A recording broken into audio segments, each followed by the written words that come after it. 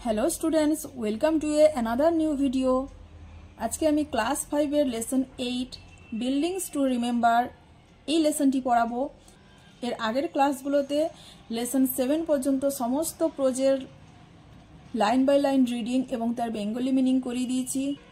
তার সঙ্গে সমস্ত অ্যাক্টিভিটির কোয়েশ্চেন অ্যান্সার করে দেওয়া রয়েছে। ডেসক্রিপশন বক্সে লিংক দেওয়া থাকবে, তোমরা ওই ভিডিওগুলো দেখে নিও। তাছাড়া এই চ্যানেলের প্লেলিস্টে গিয়ে ক্লাস 5 সিলেক্ট করলে সেখান থেকেও তোমরা ওই ভিডিওগুলো পেয়ে যাবে। যারা এই চ্যানেলে প্রথম এসেছো তারা অতি অবশ্যই চ্যানেলটি সাবস্ক্রাইব করে নিয়ে পাশে থাকা বেল আইকনটি প্রেস করে অল এই অপশনটি সিলেক্ট করে নিলে পরের ভিডিও নোটিফিকেশনগুলো অতি সহজেই পেয়ে যাবে। আর যারা চ্যানেলটি আগে থেকে সাবস্ক্রাইব করেছো তাদেরকে অনেক অনেক ধন্যবাদ। তোমরা অতি অবশ্যই ভিডিওটা লাস্ট পর্যন্ত দেখো। আমি প্রত্যেকটা ওয়ার্ডের প্রোনাউন্সিয়েশন এবং তার বেঙ্গলি মিনিং আমি করিয়ে দেব, আমাদের বুঝতে কোনো অসুবিধা হবে না। এবারে চলো ক্লাসটা শুরু করি। Buildings to remember. বিল্ডিংস কথার মানে হচ্ছে স্থাপত্য, টু রিমেম্বার মনে রাখতে, তাহলে মনে রাখার মতো কিছু স্থাপত্য। আমাদের ভারতবর্ষে অনেক বিল্ডিংই রয়েছে, তার মধ্যে যে সমস্ত বিল্ডিংগুলো রিমেম্বার মনে রাখার মতো সেই সমস্ত বিল্ডিংয়ের সম্বন্ধে এই লেসনটাতে বলা হয়েছে। তার জন্য প্রথমেই পেজে কিছু ছবি দেওয়া রয়েছে এবং তার সঙ্গে তার নাম এবং ওই বিল্ডিংগুলো কোথায় রয়েছে সেই প্লেসের নামটাও বলা হয়েছে। সেটা আগে আমরা দেখে নিই। লেটস বিগিন, চলো শুরু করি। Hair is a chart of important heritage buildings. Hair is a chart, এখানে হয় একটি তালিকা অফ ইম্পর্ট্যান্ট হেরিটেজ বিল্ডিংস, গুরুত্বপূর্ণ। ইম্পর্ট্যান্ট কথা মানে হচ্ছে গুরুত্বপূর্ণ, হেরিটেজ মানে হচ্ছে ঐতিহ্য, বিল্ডিংস মানে হচ্ছে স্থাপত্য। এখানে হয় একটি তালিকা গুরুত্বপূর্ণ ঐতিহ্যময় স্থাপত্যের।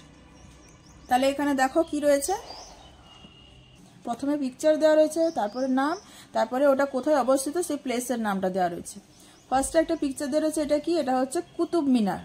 কুতুব মিনার কোথায় অবস্থিত? দিল্লিতে, এটা দিল্লিতে অবস্থিত। নেক্সট গোল্ডেন টেম্পল, এটা হচ্ছে গোল্ডেন টেম্পলের পিকচার। স্বর্ণ মন্দির, এটা অবস্থিত অমৃতসর, পাঞ্জাব, পাঞ্জাবের অমৃতসরে গোল্ডেন টেম্পল রয়েছে। তারপরে রয়েছে চারমিনার, এটা হচ্ছে চারমিনারের পিকচার। এটা কোথায় অবস্থিত? হায়দ্রাবাদ, অন্ধ্রপ্রদেশ, অন্ধ্রপ্রদেশের হায়দ্রাবাদে চারমিনার রয়েছে। তারপরে কোনার্ক সান টেম্পল, এটা হচ্ছে কোনার্কের সূর্য মন্দির। কোথায় অবস্থিত? ওড়িশাতে, ওড়িশার কোনার্ক শহরে এই সান টেম্পল সূর্য মন্দিরটা অবস্থিত। নেক্সট রয়েছে হাজারদুয়ারি প্যালেস, এটা হচ্ছে হাজারদুয়ারি রাজপ্রাসাদ, মুর্শিদাবাদ, ওয়েস্ট বেঙ্গল, আমাদের পশ্চিমবঙ্গের মুর্শিদাবাদে এই হাজারদুয়ারি প্যালেসটা রয়েছে। তারপরে শহীদ মিনার কোথায় রয়েছে? এটাও রয়েছে পশ্চিমবঙ্গের কলকাতাতে। লাস্টে কি রয়েছে? ভিক্টোরিয়া মেমোরিয়ালের পিকচার দেওয়া রয়েছে, এটাও আমাদের পশ্চিমবঙ্গের কলকাতাতেই অবস্থিত, আমরা সকলেই জানি। এবারে কিছু প্রশ্ন দেওয়া রয়েছে, সেগুলো দেখো। Where is the Charminar located? Where is the Charminar located? চারমিনারটা কোথায় অবস্থিত? আমরা দেখলাম চারমিনার কোথায় অবস্থিত, এখানে হায়দ্রাবাদে। তাহলে আমরা অ্যান্সারটা কি লিখব? Charminar is located, Charminar is located in Hyderabad, comma দিয়ে অন্ধ্রপ্রদেশ, এভাবে লিখতে হবে। পরের কোয়েশ্চেন দেখো। Which famous palace is located in Murshidabad? কোন বিখ্যাত রাজপ্রাসাদ অবস্থিত ইন মুর্শিদাবাদ? মুর্শিদাবাদে কোন বিখ্যাত রাজপ্রাসাদ অবস্থিত? তাহলে এখানে নামটা বসাতে হবে। হাজারদুয়ারি প্যালেস, কি লিখবো? Hazarduari palace is located in Murshidabad. পরের question, where is the Golden Temple located? স্বর্ণ মন্দির কোথায় অবস্থিত? অ্যান্সারটা কি লিখবো? The Golden Temple is located, এইভাবে লিখবো। The Golden Temple is located কোথায় অবস্থিত? পাঞ্জাব, ইন অমৃতসর, কমা দিয়ে পাঞ্জাব। পরের কোয়েশ্চেন দেখো। Which famous monument is situated in Delhi? কোন বিখ্যাত স্মৃতিসৌধ অবস্থিত দিল্লিতে? কোন বিখ্যাত স্মৃতিসৌধ দিল্লিতে অবস্থিত? কুতুব মিনার। তাহলে এখানে কি লিখবো? Qutub Minar is situated in Delhi. এখানে এই জায়গাটায় হুইচ থেকে মনুমেন্টের জায়গায় আমরা শুধু লিখে দিব Qutub Minar is situated in Delhi. Where is the Victoria Memorial situated? Victoria মেমোরিয়ালটা কোথায় অবস্থিত? তাহলে the Victoria Memorial is situated in Kolkata, West Bengal. In Kolkata লিখে কমা দিয়ে ওয়েস্ট বেঙ্গল লিখব। তারপরে কোশ্চেন কি রয়েছে? Where is the Konark Sun Temple situated? কোণার্কের সূর্য মন্দির কোথায় অবস্থিত? The Konark Sun Temple is situated in Konark, comma দিয়ে ওড়িশা। লাস্ট কোয়েশ্চেন কি রয়েছে? Do you know the name of any other famous monument? Do you know, তুমি কি জানো? The name of any other famous monument, অন্য কোনো বিখ্যাত স্মৃতিসৌধের নাম কি তুমি জানো? নিশ্চয়ই সকলে জানো। তাহলে অ্যান্সারটা এমনিতে কিভাবে লিখবে তোমরা? কোয়েশ্চেন জিজ্ঞেস করেছে, ইয়েস অথবা নোতে অ্যান্সারটা আসবে। ফার্স্টে কি লিখবে? Yes I know, yes I know, হ্যাঁ আমি জানি, ফুল স্টপ দিবে, তারপরে লিখবে the name of other famous monuments are Red Fort in Delhi, Taj Mahal in Agra, full stop. এইভাবে তোমরা লিখবে। যদি একটা লেখো, একটা জানো, একটা লেখো, তখন লিখবে the name of other famous monument each, দিয়ে একটা নাম লিখে দিবে। এবারে দেখো আমরা টেক্সটটা শুরু করি। লেটস রিড, চলো পড়ি। Mita and her classmates a team of 25। কি বলছে? Mita and her classmates, Mita এবং তার ক্লাসের বন্ধুরা, মানে সহপাঠী, ক্লাসে একই ক্লাসে যারা পড়ে তাদেরকে সহপাঠী বলা হয়। Mita and her classmates, Mita এবং তার সহপাঠীরা, আ টিম অফ 25, 25 জনের একটা দল, went to Bandel last Saturday, went গিয়েছিল, টু ব্যান্ডেল ব্যান্ডেলে গিয়েছিল, লাস্ট স্যাটারডে গত শনিবার, উইথ দেয়ার হিস্ট্রি টিচার তাদের ইতিহাসের শিক্ষকের সঙ্গে। তাহলে মিতা এবং তার ক্লাসের সহপাঠীরা বা ক্লাসের অন্যান্য বন্ধুরা 25 জনের দল সর্বমোট, তারা ব্যান্ডেলে গিয়েছিল তাদের ইতিহাস শিক্ষকের সঙ্গে, ব্যান্ডেলে গত শনিবার বেড়াতে গিয়েছিল। They visited the Bandel Church, তারা বেড়াতে গিয়েছিল ব্যান্ডেল চার্চে। ইট ওয়াজ দেয়ার ফার্স্ট আউটিং, এটা ছিল তাদের প্রথম বাইরে বেরানো। আউটিং মানে হচ্ছে বাইরে কোথাও বেরানো, বাইরে কাছাকাছি কোথাও ঘুরতে যাওয়া, ছোটখাটো ঘোরাকে বলে আউটিং। সো তাই এভরিবডি ওয়াজ এক্সাইটেড, প্রত্যেকেই খুব উত্তেজিত ছিল, মানে খুব আনন্দে ভরপুর ছিল তারা। দেয়ার বাস স্টার্টেড ফ্রম চন্দননগর, তাদের বাস শুরু হয়েছিল বা চালু হয়েছিল চন্দননগর থেকে, যাত্রা শুরু করেছিল।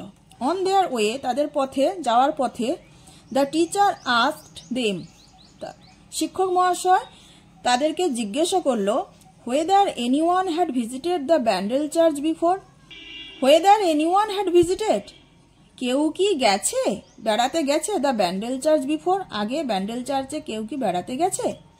Most of them had not, most of them তাদের বেশিরভাগই হ্যাড নট গিয়েছিল না। সো তাই দে রিমেন্ড সাইলেন্ট, তারা রিমেন্ড মানে থাকলো, সাইলেন্ট মানে চুপ, তারা যেহেতু কেউ বেড়াতে যায়নি তাই তারা সকলে চুপ ছিল। Mita was an exception, Mita ছিল একজন ব্যতিক্রমী, দো যদিও, তার মানে মিতা, এই সেন্টেন্স দ্বারা বোঝা যাচ্ছে যে মিতা তার আগে গেছিল। মিতা ওয়াজ অ্যান এক্সেপশন দো, যদিও মিতা একটু ব্যতিক্রম ছিল, আলাদা ছিল। She said with enthusiasm, enthusiasm এর উচ্চারণটা দেখে না, এনথুজিয়াজম।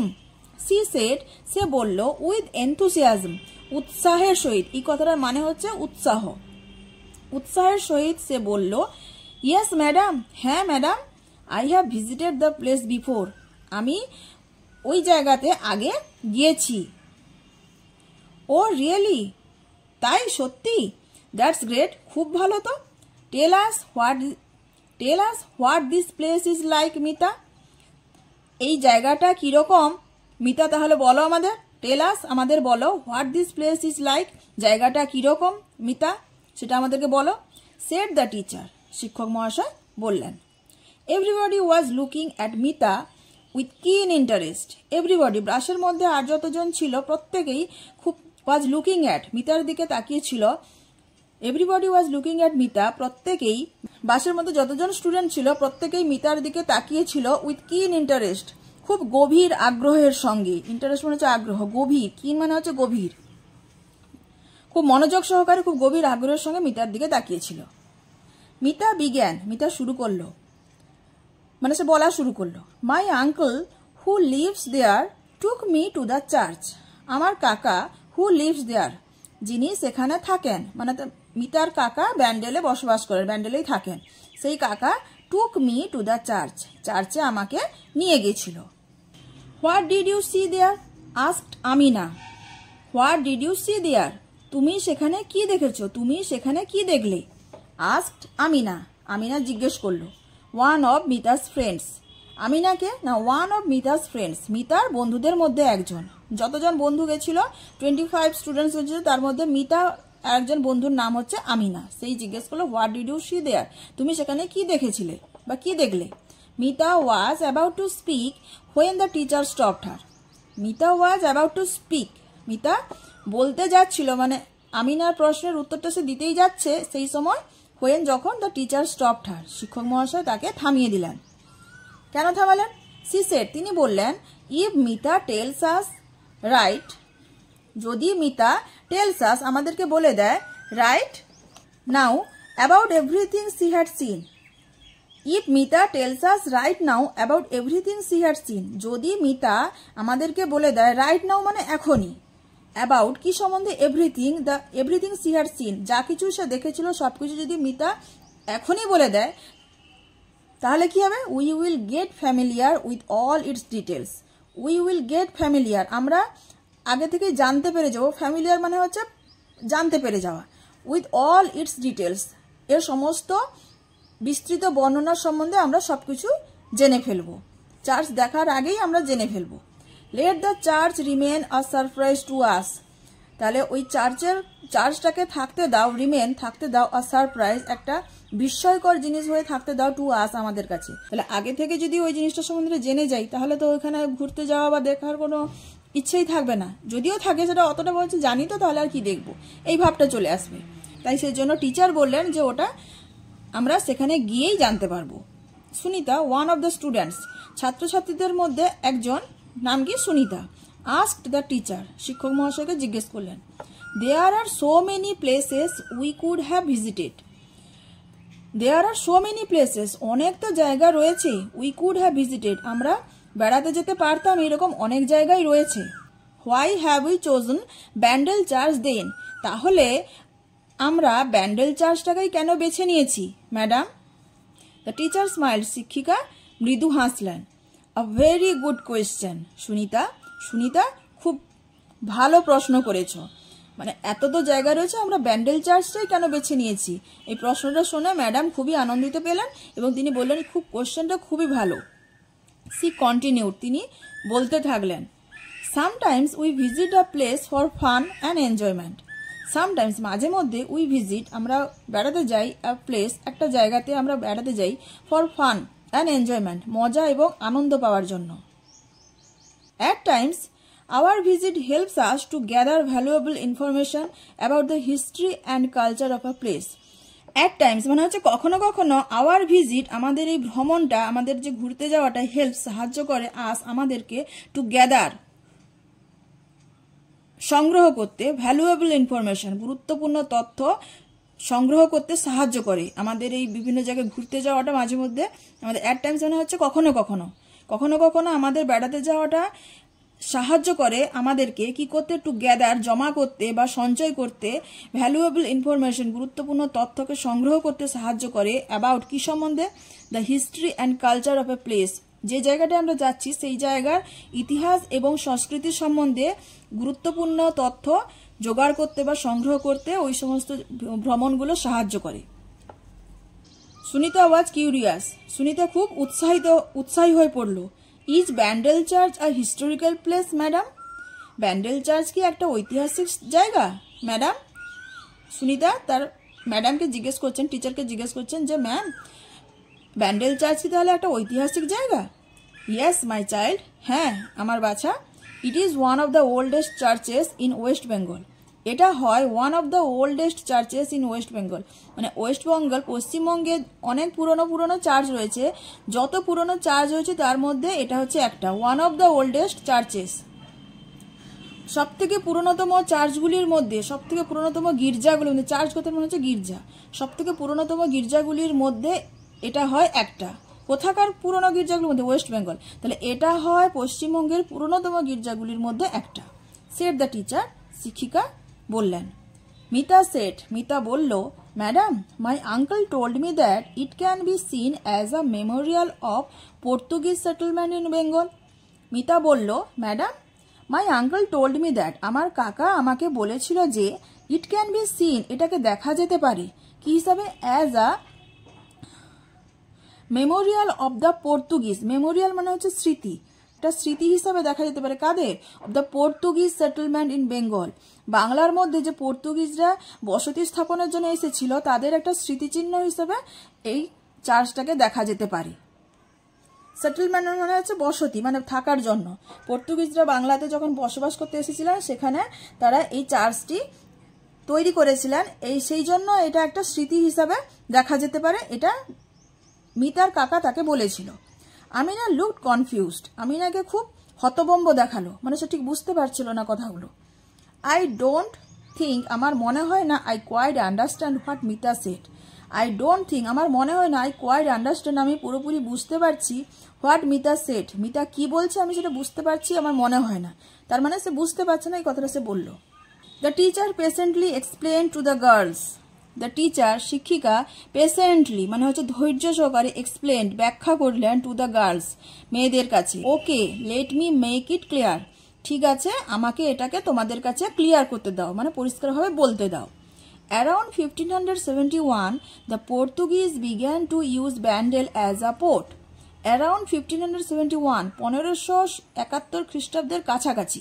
অ্যারাউন্ড মানে হচ্ছে কাছাকাছি। অ্যারাউন্ড 1571, প্রায় 1571 সময়, দ্য পর্তুগিজ বিজ্ঞান, পর্তুগিজরা শুরু করেছিল, টু ইউজ ব্যবহার করতে, ব্যান্ডেল, কাকে ব্যবহার করতে?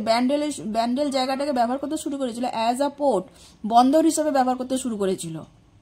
The Mughal emperor Akbar gave them permission to build a town in Hooghly. The Mughal emperor Akbar, Mughal সম্রাট, এম্পারার কথা মানে হচ্ছে সম্রাট, মুঘল সম্রাট আকবর গেভ দেম তাদেরকে দিয়েছিল, কি দিয়েছিল? পারমিশন, অনুমতি দিয়েছিল, টু বিল্ড তৈরি করতে, আ টাউন একটা শহর, ইন হুগলি, হুগলিতে একটা শহর তৈরি করার জন্য অনুমতি দিয়েছিল কে? সম্রাট আকবর, মুঘল সম্রাট আকবর। তাহলে এটাতে বোঝা যাচ্ছে যে তখন মুঘল সম্রাট আকবরের রাজত্ব বা শাসন চলছিল ভারতবর্ষে। তিনি পারমিশন দিতেই ওই পর্তুগিজরা এসে স্থাপত্য বা থাকার জন্য ব্যবস্থা করেছিল। ইন 1579, 1579 সালে, দ্য পর্তুগিজ বিল্ড, পর্তুগিজরা তৈরি করেছিল, আ পোর্ট, একটা বন্দর। কোথায় তৈরি করেছিল? On the banks of the Hooghly, Hooghly নদীর তীরে, ব্যাঙ্ক মানে হচ্ছে তীর, তাহলে হুগলি নদীর তীরে একটা বন্দর তৈরি করেছিল। কত সালে? 1579 সালে পর্তুগিজরা তৈরি করেছিল।